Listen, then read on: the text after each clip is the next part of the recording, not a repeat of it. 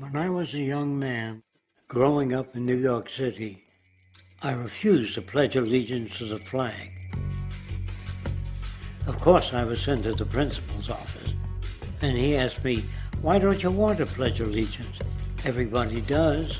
I said, "Everybody once believed the earth was flat, but that doesn't make it so."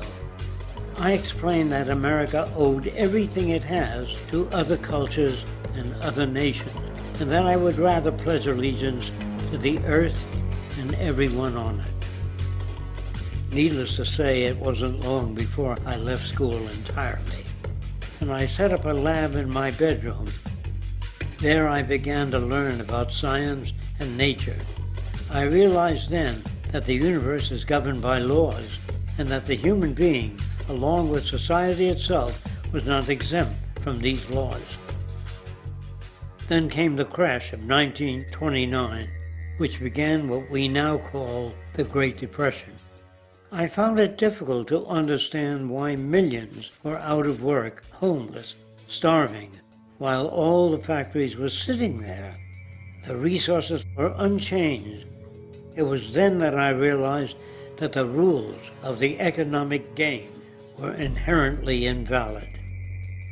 Shortly after came World War II, where various nations took turns systematically destroying each other. I later calculated that all the destruction and wasted resources spent on that war could have easily provided for every human need on the planet.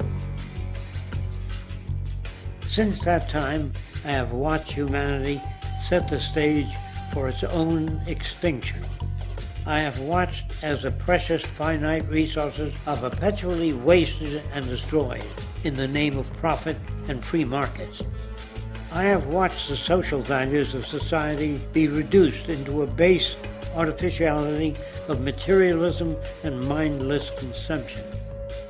And I have watched as the monetary powers control the political structure of supposedly free societies.